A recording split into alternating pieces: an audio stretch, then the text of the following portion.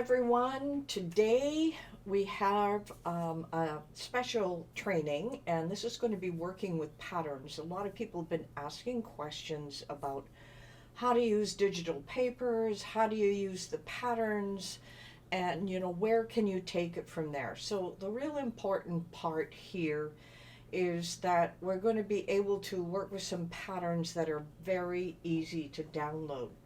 So to start this process, we're going to go over to Creative Fabrica. And with Creative Fabrica, I just typed in the search query patterns. I just looked for patterns, and this is the page that came up from me. Now, we're going to be using a specific set of patterns today, and if I scroll down here, you're going to see this one called Boho Floral Seamless Repeating. That is the one that you want to download. So you may want to type that into your search, Boho Floral Seamless. And once you do that, you can click on it, and these are the patterns that you are going to see. So we have 5 different ones that we're going to be able to use today. And I've done a few others. Now, there are some other ones at the bottom here that you can grab hold of. But basically, this is the one we're going to use. If you have a Creative Fabrica account, then that is great. Otherwise, in the description, I put the link to get to this particular pattern, and maybe that's the way you want to go. So we're going to go ahead and download that, and then we're going to come over to Design Space. Now, once we're in Design Space, of course, we want to start a new project. So I'm just going to click on New Project.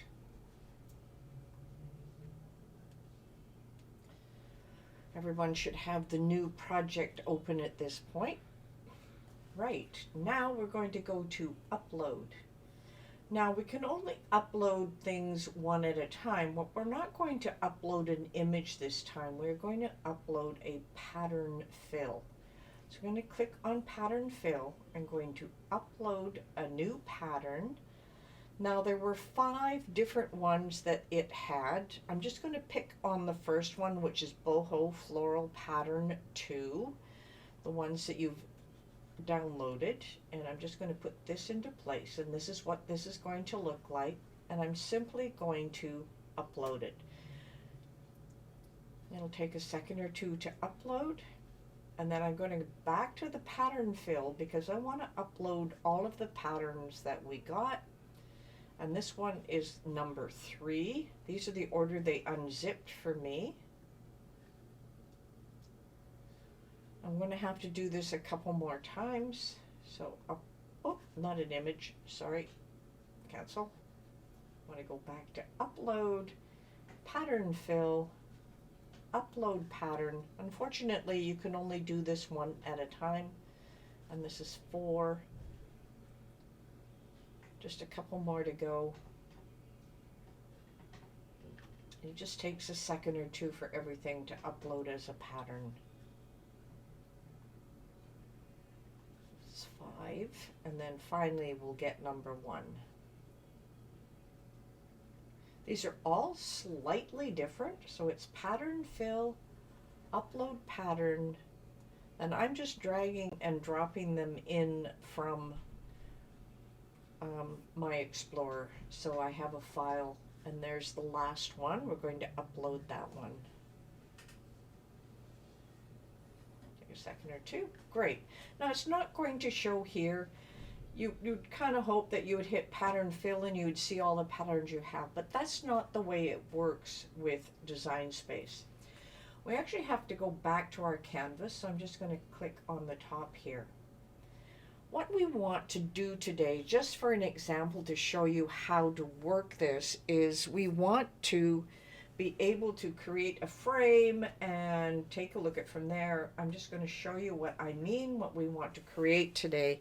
Now these are 4 little framed items that we created. These are small to-do lists that I created, and then of course there's this larger frame. Now this is a different one that I had created from before. These are all printed on my inkjet printer. So it is really easy to make. So it's simply using a lot of the print options that you have with Cricut, and they have recently updated to have a larger array of the types of papers you can use, so you can fit more on than their regular small area. So let's go back here into Design Space, and we're going to create that frame.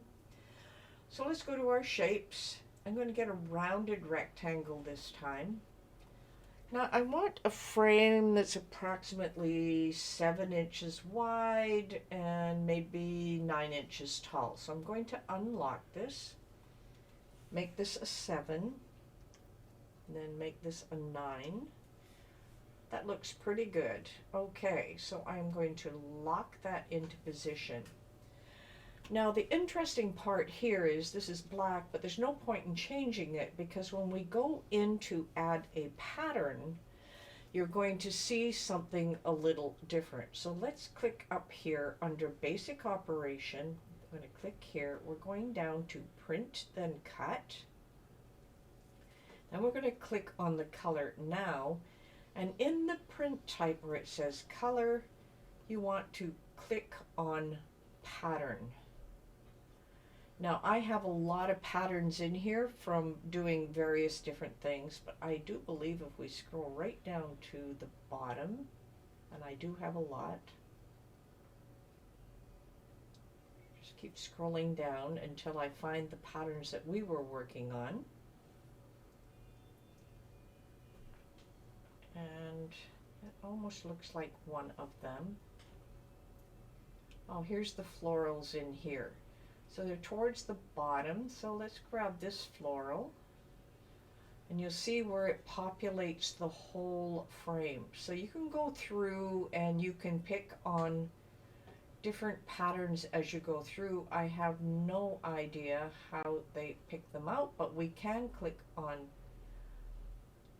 the filter, and it says colors here, or edit pattern. And then we can change exactly what we want to do for the pattern. So now this is a scale. This is pretty small, as you can see here. And we can edit that pattern, so we can make it bigger. You can either type in the scale here, or you can take this and drag it so it looks a lot bigger or a lot smaller. That is great. We can also flip it over. We can rotate it. We can also change the horizontal. And if I start adding some numbers here, let's just put in a 10 and see what we get. Hit the tab key. You'll see that it's changed it by 10. I'll do 10 on vertical. So it's moving the pattern around. And let's give it a 90-degree rotate. So as you can see, it's changing the way your pattern looks. Well, this doesn't look very good to me, so I'm going to change these all back to 0 and 0. And I'm going to leave the scale up because I like a cleaner scale rather than a big heavy duty one, and I don't see any extra lines here, so that looks like edit pattern. Okay, and we don't need to flip it, so I'm just going to hit the X here, and as you can see, my pattern is now larger. Now it looks a little fuzzy to me, so I think that maybe with that pattern, we can go back here and edit pattern, and if the scale is 225, I'm going to change it down to 50. So it's a little busier, but I notice that there is a line across here. So that's the type of seamless pattern that we have in here. But let's leave it at 50. I'll hit the tab key and close it, and you'll see that you get that seam in there. So the pattern that we pick, of course, has these small seams, and that's not exactly what we want. So you can be pretty fussy about the patterns you pick. So let's go up here. And you can pick another one, or you can pick some of the ones that they've already had in here for you. I've got quite a few of them. So for example, I could pick on this checkered one, and you'll see I'm still getting a bit of a seam in here. So whoever created it didn't create it perfectly. So what I'm looking for is one that's not going to overlap like this. Let's grab one of these. I think some of these are free, and that overlap looks okay. I'm going to drag down here so you can find some of our other ones that we uploaded. So I say it's, I have so many of them in here. So let's just grab this one. And you'll see that one does not have the line. So that is a pattern that somebody designed that is truly seamless. So the big thing here with your patterns is you want to have them as seamless objects. Now I'm just scrolling through here again. It's too bad you can't type in a search item for what you're looking for, but you do have to scroll down and through till you find what you're looking for. Now let's just go up a bit here. I want to find one of our other ones that we had put in today. And that looks like one right here. Yeah, that was the one. And you notice the seamless isn't as seamless as you want to have it. So it's a matter of preference of what you want to do here. And I'm looking for the matching. If it doesn't match, it's not going to work for your project. And there are quite a few of them that come for free that are not perfectly seamless. And that's the important thing to remember here. So I'm just going to go back and pick a lighter one. I have uploaded so many of them and created a lot of my own as well. So I had one with the little houses that I was using before. Here's one that has a lot of footprints. And that one you'll see works as a perfect seamless pattern. And it's really important that you get the quality pattern. That is the only thing that's going to work perfectly for you. As you can see, this one, even though they say it's seamless, does not work. Let me grab another one here. I can find the one I'm looking for. A lot of these come for free. So you can work with some of the free ones and a lot of the other ones that come with, or the ones in Creative Fabrica tend to be the perfect ones. And let's see how our donuts would work here. It's taking a while to load.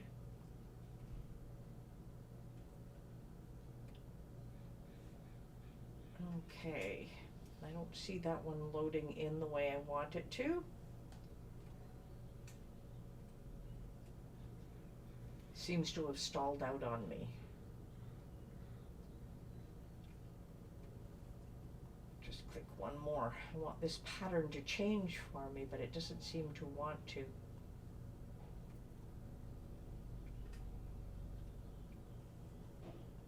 Just grab.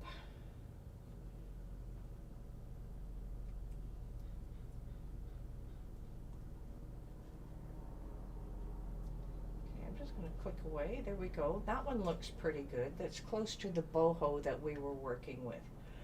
All right, I'm not going to worry too much about this line across here right now. The point is, now what we want to do is, because we're going to click on this, we want an offset, but a negative offset. So I'm going to click over here, and I would suggest, you know, a fairly thick one, because you only want to cut out the center piece for your frame. And it depends how big you want to go. So I'm using -1, and I'm going to apply it. Now that is absolutely perfect the way we have it, but I want to duplicate this item, so I'm going to hold down the Alt key, and I'm just going to pull this over here so we have a couple of things. So all I want to do here is just punch a hole in the middle, and it's only picked up the one. I want to pick up both pieces, so we just want to punch a hole so we can subtract or we can slice, and I will just hit subtract for now. And now we have this beautiful little frame that we're going to work with. Now I kept this for a reason, because we are going to be using this on the inside, but we are going to change the color, and I'm just going to change the color to white for now so that we can see what we're working with. What we want to do now is just sort of add some design in here and some lines so we can make our little to-do list. So I want to start with another shape here, and I just want a header type shape. Now that's a rounded corner. Let me just grab this one. It's a rectangle. Maybe I'll grab this one, which is a square with a rounded edge. And I am going to unlock it. I'm just going to drag it up just a little bit.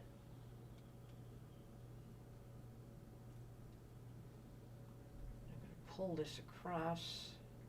Then I want to align both items at the top. So we'll go over to here to align and align at the top. And then I'm going to align it to the left as well. I just want to see how much gap I had here. So I need to make it just a tiny bit wider. That looks pretty good. So that is our header. And with that header, I want to change the color to something that's going to match inside here.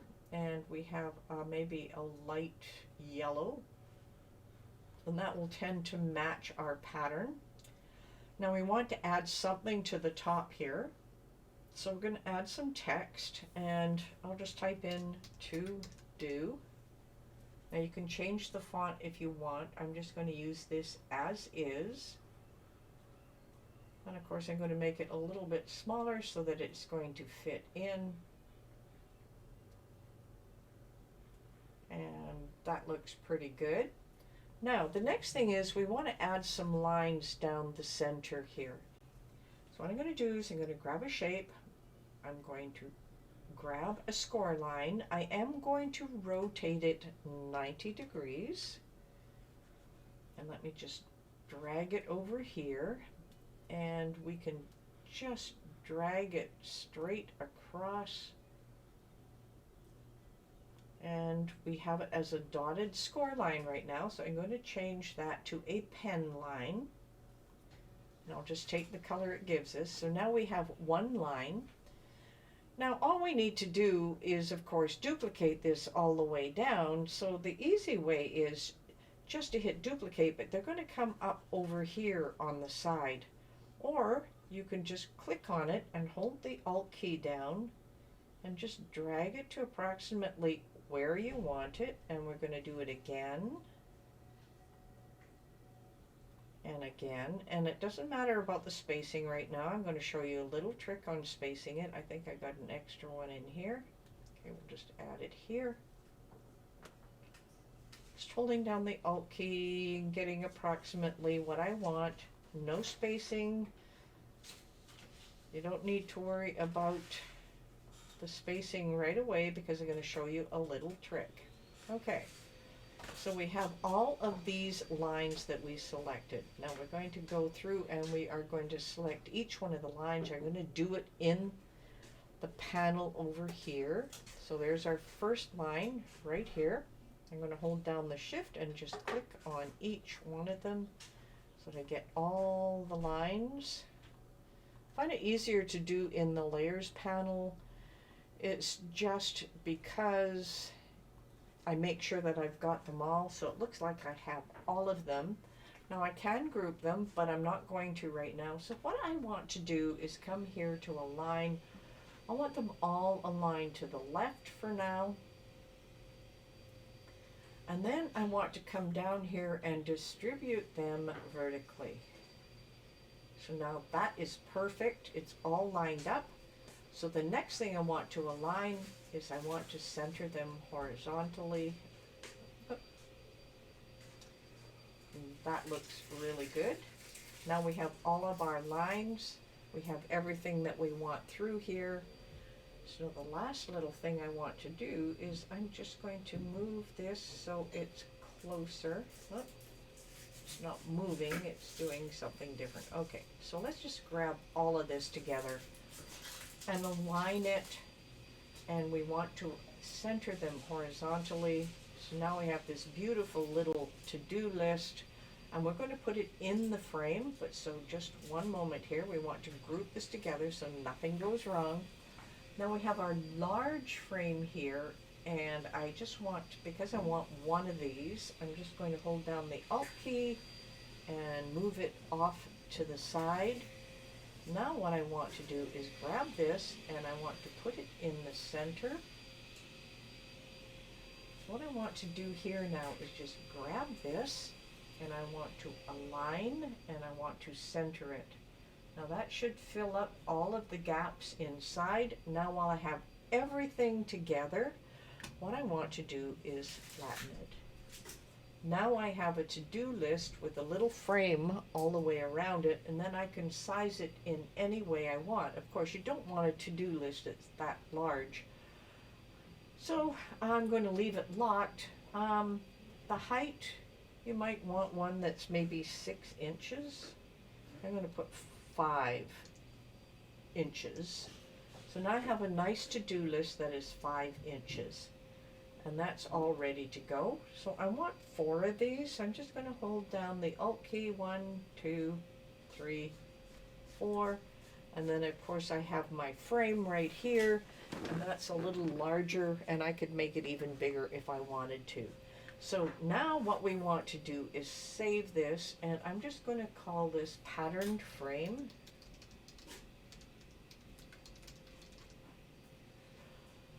And let me find Sabrina's stuff. Let me find our, just call it embellishments for now, because basically it is. I'm going to save it. Click on the little tick mark here, and then I'm going to click on make it. It says image is too large, resolve the effect from the OK. So now here's an interesting one. It has this. It says image is too large for 8.5 by 11 paper, because we've got it 7 by 9. That doesn't make any sense.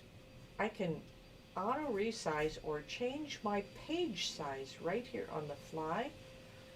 So load on mat, print, then cut 8.5 across by 11.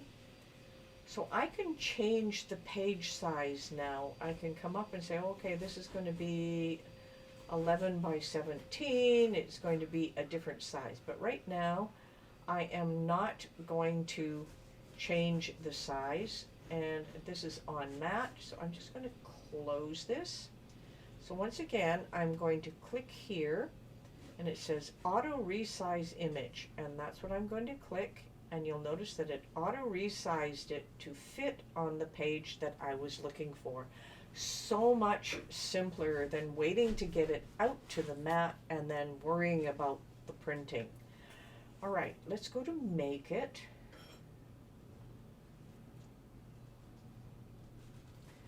So as you can see, this is going to fit nicely on an 8.5 by 11, and that is because of the margins it does, and it gives that the perfect size.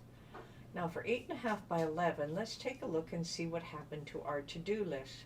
Well, they're quite wide, and you can't really change the size of them. Maybe they are too big for what we want inside. So I could frame all 4 up to get them on one page. So let's just cancel this.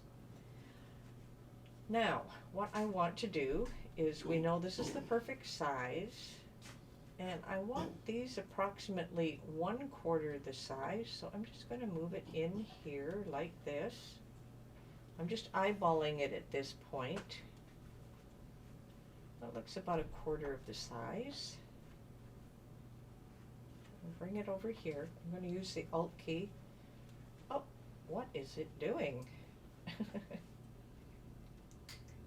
Let's undo whatever that did.